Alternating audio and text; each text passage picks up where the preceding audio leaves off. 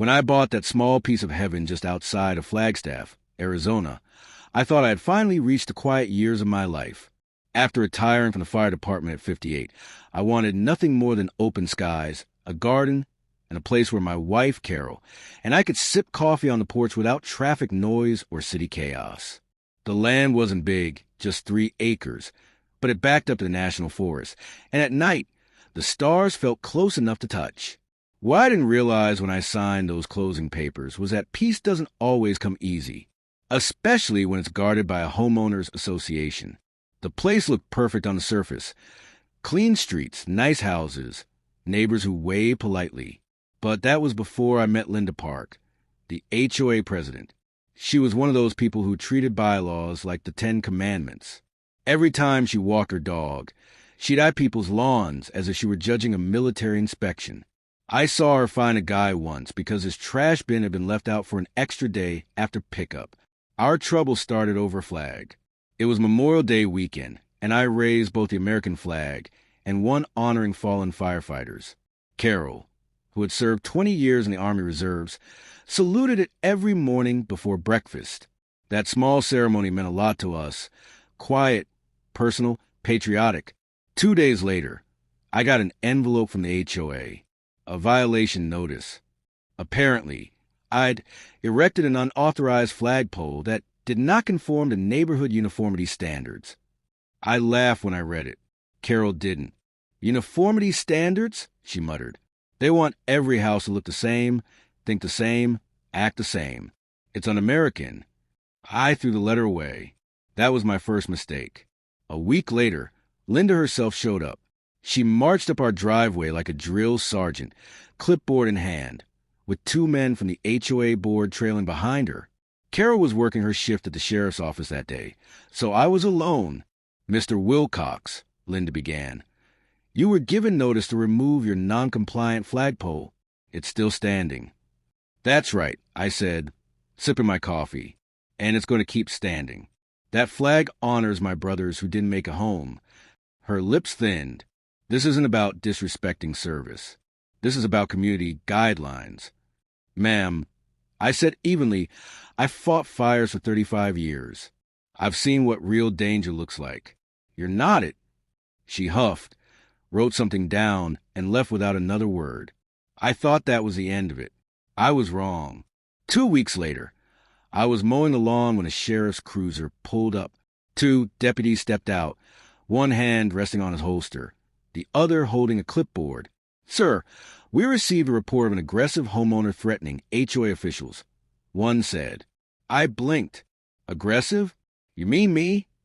"Yes, sir," he said. "Apparently you brandished a weapon and made verbal threats during an HOA inspection." I couldn't help it. I laughed out loud. The only thing I was brandishing was a coffee cup. They didn't find that funny. Carol pulled into the driveway just then, still in her deputy uniform. The air seemed to freeze when she stepped out of the truck, badge glinting in the sun. "What's going on here?" she asked, her tone sharp, professional. The younger deputy's eyes widened. "Deputy Wilcox?" She crossed her arms. "That's right.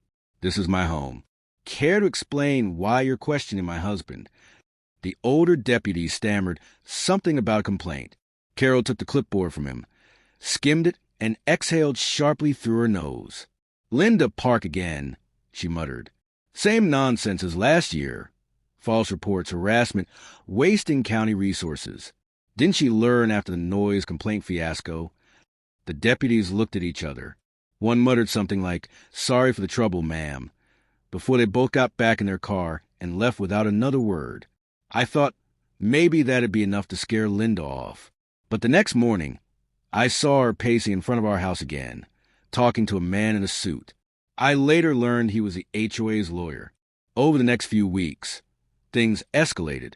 We started getting fines in the mail, $500 for noncompliance, another $200 for failure to maintain visual consistency. Then came the letters threatening legal action. Carol wanted to take the high road. "Let's just file an appeal," she said. "Do it the right way." I wanted to fight fire with fire, literally. But I followed her lead. We went through the channels, filled out the forms, attended the meetings. It didn't matter. Every time we showed up, the board voted against us. Linda sitting smugly at the head of the table, gavel in hand. Then one evening, everything came to a boil. We, UST finished dinner when we heard loud knocking at the door. Not the kind of polite knock a neighbor gives. This was forceful, aggressive. "Open up, Sheriff's Department." Carol and I exchanged looks.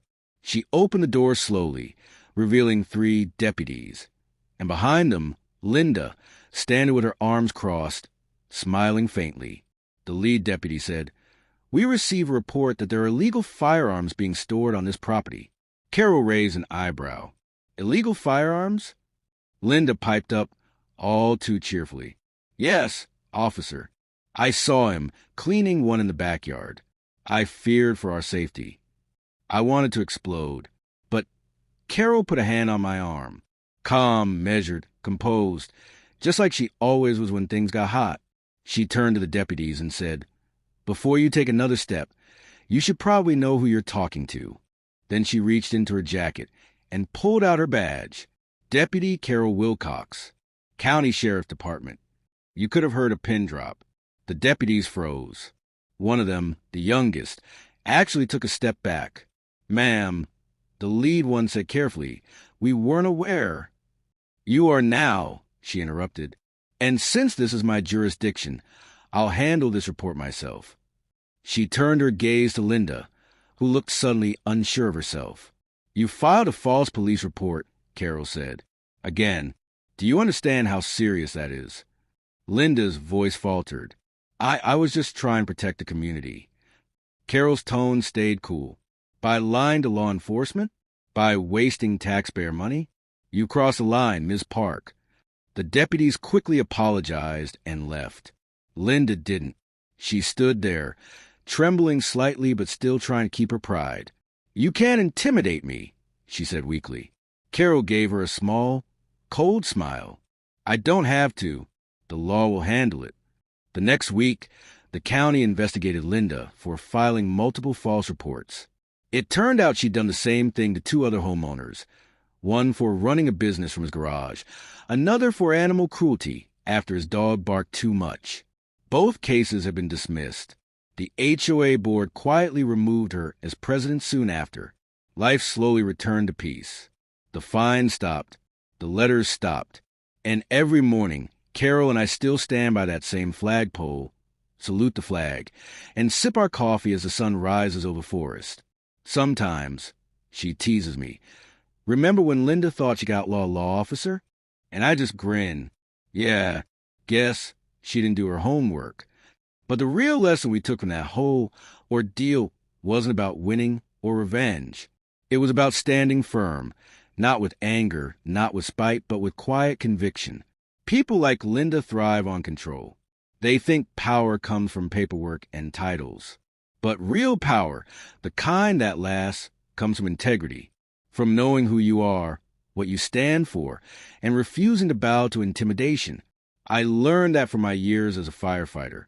Carol learned it in uniform, and together we lived it, one morning salute at a time. A year later, on Memorial Day, several neighbors joined us. Some brought flags of their own. Others just came to say thank you. The community that once followed Linda's rules now followed something far stronger, mutual respect. And as the flags fluttered in the breeze, I thought about how life is a funny way of testing you in your so-called quiet years. But sometimes those tests remind you that the fire inside doesn't fade with age. It just burns steadier. And that's enough to light up even the darkest neighborhood meeting.